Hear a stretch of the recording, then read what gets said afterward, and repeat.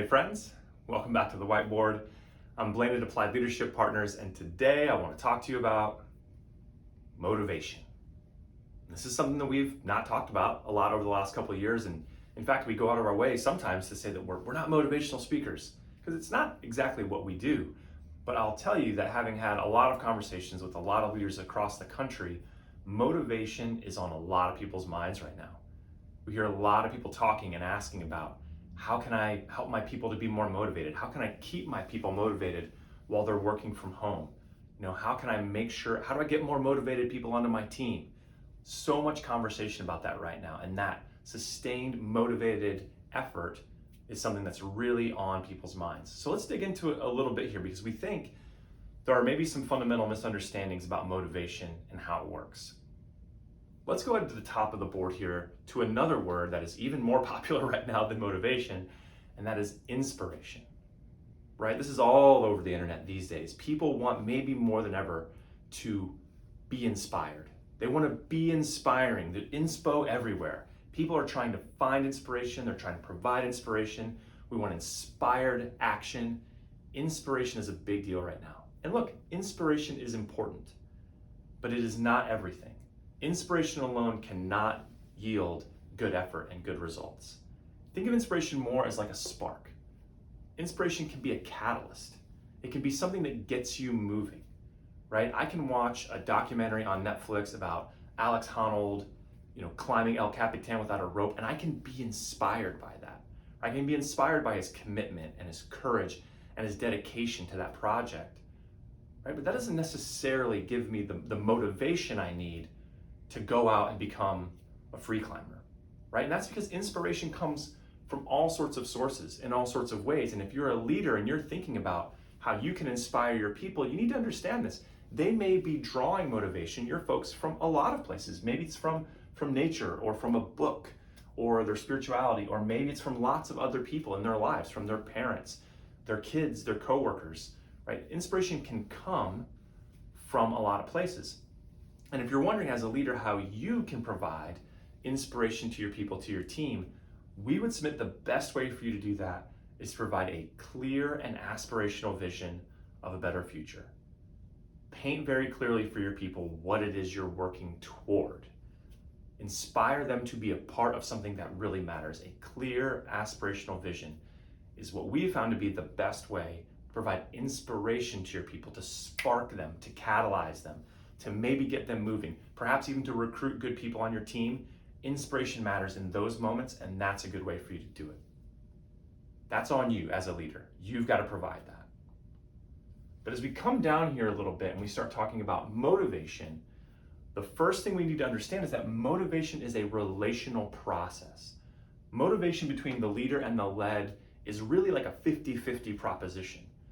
Because as a leader, you've got to bring some things to the table to properly motivate your people into really good effort. But they've got to bring something to the table too, right? And so for the leader, your responsibility is to see if you can translate that clear aspirational vision into things that really matter and are specific to your people, right? We think of role, goal, and reward sometimes. How can you help them to understand where they fit into that vision? What is the role they play specifically? What is it we need them to do to help that vision come to life? How does their work relate to other people's work, right? Who might be counting on them? Who might they let down if they don't do their work, right? And goals.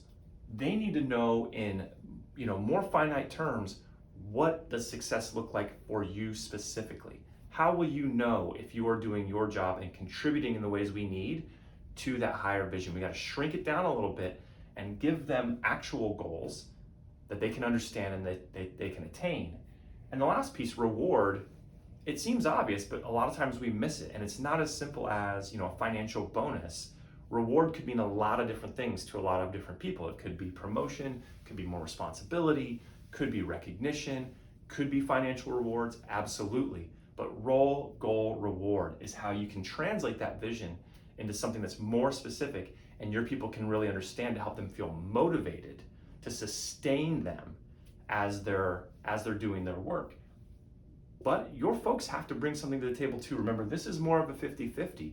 They need to understand what their capabilities are. They have to have some clarity around what they need and what they want from their work and from their life. And they've got to figure out how they match that up with what it is you're providing to them, right? Because they need to be motivated to do good work, to take pride in the results of what they do, to be a team player, right? That motivation comes from them as well. And so as a leader, just remember, you've got a job to do, but it's also on your folks to bring kind of their share to the table and for you to match those things, their needs and wants and capabilities with the role and the goal and the rewards that you're putting in front of them so that we can really have motivation by working together as a team. And let's walk down here, because this, honestly, is what we really want. We say we want our people to be inspired, we say we want them to be motivated, and that's right.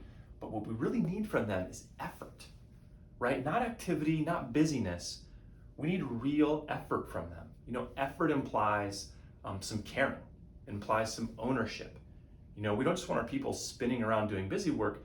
We want them to be creative and to be resourceful and to, apply good judgment when they come across things. That level of effort is what we really need from folks, and that's what's going to drive ultimate success, right? And we're careful sometimes to talk too much about achievement culture or the destination, but I'm here to tell you, people want to be successful. If you're on a mission, if you're in a business, if you're working as a team, success, achieving that mission, is really important. And we can't forget about that. And it's the effort that actually is going to drive the success.